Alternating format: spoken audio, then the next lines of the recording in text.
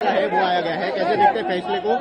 काफी 17 साल से ये मामला जो है वो पेंडिंग था और आज फाइनली जो है वो कोर्ट ने इस पर जो है फाइनल जजमेंट दिया है। जी, ऐसा है कि जो 17 साल से ये केस चल रहा था, इस केस में जो 17 साल पहले जो एविडेंस था, उसी तरह जो 2016 में एनआईए का चार्जशीट आया था, उसमें जो कोई भी मटेरियल था उसी के बेस पे आज कोर्ट ने फैसला सुनाया है। कोर्ट ने ये कहा है कि इस केस में आरडीएक्स कहाँ से लाया गया, किसने लाया, कहाँ बॉम्ब असेंबल किए, आरडीएक्स कहाँ प्लांट किया गया था, ऐसे कोई भी चीजें प्रोसिक्यूशन प्रूव नहीं कर पाई है।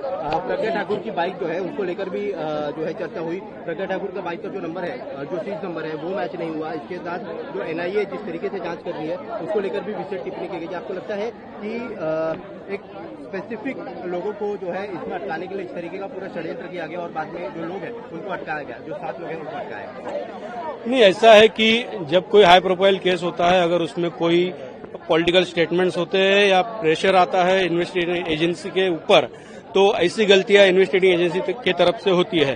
तो वो अलग कुछ था, किसी को हटाना या डालना, वो मैं नहीं बता सकता, लेकिन जो एविडेंस कोर्ट के सामने वो देखा जाए तो ये एक्यूज सब जो है ये एक्विट हुए हैं। एक्यूज जो है एक्विट हो गए हैं, कोर्ट ने अपना फैसला दे दिया है। कब तक वो बाहर आने के चांसेस है? फॉर्मेलिटी कब तक पूरी हो जाएगी? सारे एक्यूज बेल पे है, सारे एक्यूज बेल पे है और अभी तो केस खत्म हो गया है। Thank you so much. थँक्यू। घोषित केला ओपन कोर्टामध्ये, ज्यात सर्वच्या सर्व आरोपींना निर्दोष मुक्त केलेलं आहे। कोर्टाने हे सांगितलं की ही घटना नक्कीच दुर्दैवी आहे, पण प्रॉसिक्युशन जी डेथ झाली, 6 डेथ झाली, ते प्रूव्ह करू शकले। ज्या 2 घटना झाल्या होत्या त्यावेळी, की एक ब्लास्टची घटना आणि त्यानंतर जो 15,000चा मॉब तेथे आला होता, त्या 15,000च्या मॉबने जे काही केलं होतं, या दोन्ही घटना प्रूव्ह झाल्या। तपास यंत्रणांनी पुरावे देऊ शकले नाहीयेत। मराठी तपास यंत्रणा पुरावे देऊ शकलेले नाहीयेत। प्रोसिक्यूशन ने इस केस में जो तीन अलग अलग, थोड़ा शांत रहिए, मैं बात करता हूँ। जो 3 अलग अलग चार्जशीट इसमें फाइल हुई है, एटीएस की चार्जशीट, सप्लीमेंट्री चार्जशीट और एनआईए की सप्लीमेंट्री चार्जशीट, तो प्रोसिक्यूशन ने कोई भी स्ट्रांग एविडेंस में दे नहीं पाई। ऐसे आज कोर्ट ने आज फैसला सुनाया है। कोर्ट ने यह सुनाया है कि डेफिनेटली प्रोसिक्यूशन जो ब्लास्ट है वो प्रूव कर पाई, जो डेथ हुई है वो प्रूव कर पाई, लेकिन जो 101 इंजर्ड बोले थे उतने नहीं, लेकिन 95 इंजर्ड हुए ये प्रूव कर पाई। और जो सेकंड इंसिडेंट ब्लास्ट के बाद हुआ था कि 15,000 का मॉब जमा हुआ था और बाद में जो इंसिडेंट हुआ था वो भी प्रोसिक्यूशन प्रूव कर पाई, यह कोर्ट ने कहा है। लेकिन कोर्ट ने यह कहते हुए ये भी कहा है कि ये जो 7 एक्यूज कोर्ट के सामने थे, इनके खिलाफ कोई भी स्ट्रांग एविडेंस, जो चेन ऑफ सर्कमस्टेंस है, वो प्रोड्यूस करने में प्रूव नहीं कर पाई। जो अभिनव भारत का जो कनेक्शन है, तो कोर्ट ने ये कहा कि अभिनव भारत का जो कनेक्शन प्रोसिक्यूशन ने जोड़ने की कोशिश किया है, तो अभिनव भारत जरूर था, उसके ऑफिस बेरर थे, लेकिन उसमें का कोई फंड यह टेरर एक्टिविटीज के लिए यूज किया है, ऐसा कोई प्रोसिक्यूशन प्रूव नहीं कर पाई, ऐसे कोर्ट ने कहा है। उसी के साथ जो मौका के बारे में जो कोर्ट ने कहा है, जो प्रीडिसीजर ने जो जजमेंट दिया था या हाईकोर्ट ने जो ऑब्जर्वेशन किया था, उसी तरह इस केस में जिस बेस पे राकेश धावड़े के बेस पे मौका लगाया था, तो मौका के लिए जो क्राइटेरिया होता है वो कंप्लीट न होने से मौका में से भी सबको एक्विट किया है। जो यूएपीए का सैंक्शन था इस केस में, यूएपीए सैंक्शन जो था वो फॉल्टी था, उस वजह से कोई भी यूएपीए के जो सेक्शन है 16 या 18 वो इसमें अप्लीकेबल नहीं हो सकते हैं। ये भी कोर्ट ने इसमें ऑब्जर्वेशन किया है। मुआवजे की भी बात की है। हाँ, कोर्ट ने कहा कि ये जो इंसिडेंट है, ये इंसिडेंट बहुत यानी खराब इंसिडेंट है और इस इंसिडेंट की वजह से जो लोग गए हैं, जिनका नुकसान हुआ है विक्टिम्स का, वो डेफिनेटली पूरा नहीं हो सकता, भर के नहीं, लेकिन 2 लाख रुपए हर डिसीज के फैमिली को देने को कहा है और हर इंजर्ड के फैमिली को 50,000 रुपए देने का कोर्ट ने डायरेक्शन दिया है। जो अधिकारी जिम्मेदार थे उनके खिलाफ आप लोग अभी आगे की क्या रणनीति?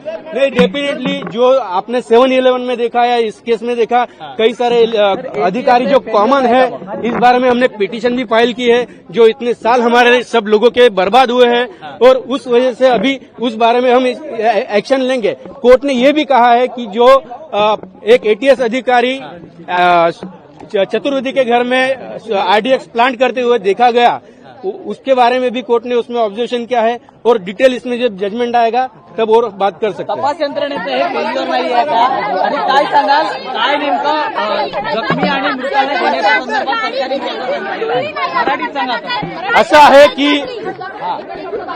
आहे की या केसमध्ये मराठी सांगतो.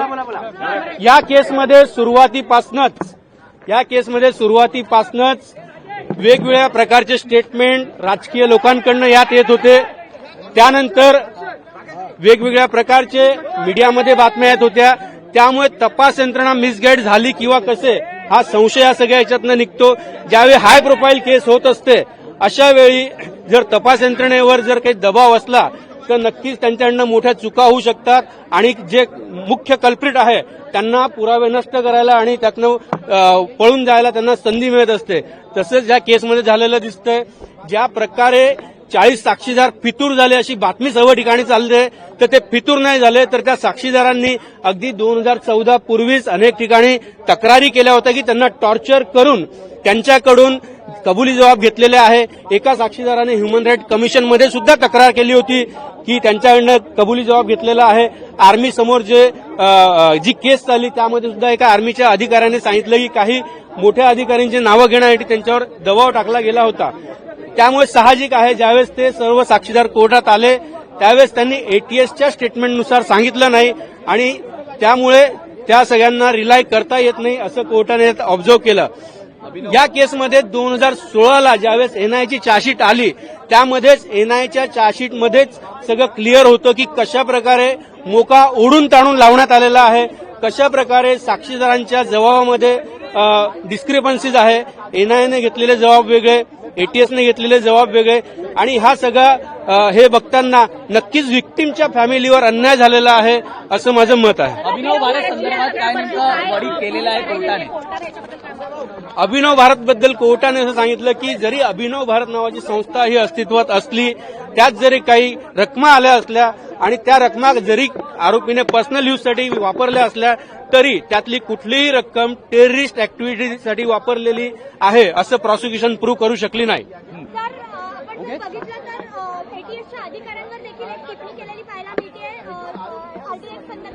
तपासाच्या अनुषंगाने आणि यामध्ये जसं 7-11 मध्ये झालं की आरडीएक्सचे जे काही सॅम्पल्स आहे प्रॉपर सिलिंग केले गेले नाही तसं ह्या केसमध्ये सुद्धा कोर्टाने ते ऑब्झर्व्ह केलं की जे सॅम्पल्स आहे ते प्रॉपर प्रिझर्व्ह केले गेलेले नाहीये. आणि जे आधीपासून आमची जी केस होती ज्या 4 लोकांसाठी आमची टीम होती, संजीव पुणालेकर, वीरेंद्र असेल, मी असेल आणि अशा 4 मधले 3 लोकांना डिस्चार्ज केलं गेलं. ज्यांच्यावर मुख्य आरोप होता राकेश धावडे ज्याच्या बेसवर मोका लावला होता. अगदी चार्ज फ्रेमिंगच्या आधीच त्यांना या केसमधनं काढण्यात आलं. त्यामुळे संपूर्ण जो एटीएसचा तपास होता हा तपास संशयास्पद होता असं कोर्टाने आज सांगितलं. पंचनाम्यासंदर्भात देखील एक टिप्पणी केली आहे न्यायमूर्तींनी. नेमकी काय टिप्पणी? कोर्टाने असं सांगितलं की जो स्पॉट जो आहे ज्या प्रकारे फॉरेन्सिक एक्सपर्टची एव्हिडन्स झाली, जो ब्लास्ट इतक्या मोठ्या क्षमतेचा होता त्याचं क्रेटर तिथे मिळालं नाही. त्यामुळे कोर्टाने सांगितलं की जी प्रॉसिक्युशन केस होती की एलएमएल फ्रीडमवर बॉम्ब प्लांट केला होता ते प्रूव्ह होऊ शकत नाही.